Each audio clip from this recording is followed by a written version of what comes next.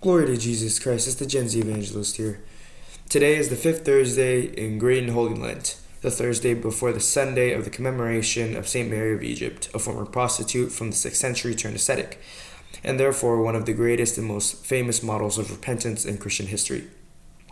Although her story was first written by St. Sophronius, the Patriarch of Jerusalem, her hagiography, or life story, was written by St. Andrew of Crete in the 7th century. St. Andrew of Crete was a great theologian and hymnographer who invented the canon, a structured hymn made of 9 odes, linked together by troparia, another type of hymn. St. Andrew inspired countless saints, including the great Saints John of Damascus, Cosmas of Mayum, Joseph the Melodist, and Theophanes the Branded. The reason why we're talking about him today is because today, the fifth Thursday of Great Lent, we chant his most famous work, the Great Penitential Canon. What is that? Let's find out. Even unto the uttermost ends of the earth, for God is with us. The Great Penitential Canon, known simply as the Great Canon of St. Andrew of Crete or the Canon of Repentance, is a lengthy penitential canon. The reason why this canon is unique is because it is actually practically 4 canons, as each part of the canon has its own 9 odes, like singular canon.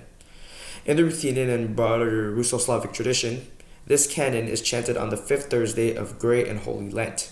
According to Orthodox Wiki, during Great Compline on Monday, Tuesday, Wednesday, and Thursday in Lent, one portion of the canon is sung after either the little doxology, as in the Greek practice, or the reading of Psalm 69, aka 70, as in the Russian or Slavic practice. This practice was actually instituted by St. Andrew of Crete himself. St. Andrew's canon talks about many examples of sin and repentance, whether biblical or about certain saints, especially St. Mary of Egypt, whose troparia are in there. In fact, most of the canon is literally Bible verses. From the fall of Adam to the adultery of King David with Bathsheba to the flight of Jonah, compared to the prophet Elisha or the obedience of Samuel's mother Hannah, we are reminded constantly of examples to follow and not to follow. We are expected to emulate the positive examples of sanctity and repentance, and to learn from and to avoid the negative examples of sin, fallen nature, and pride, with the canon portraying biblical narratives in a personal manner, with St. Andrew of Crete intending it to be a dialogue between a person and his soul. The canon is known for its extensive use of full prostrations, zemloj poklon in Slavonic, performed at the refrain, "Have mercy on me, O God, have mercy on me," with 3 signs of the cross before each troparion. Also, some of the odes apparently have additional refrains in troparia, St. Andrew of Crete or St. Mary of Egypt.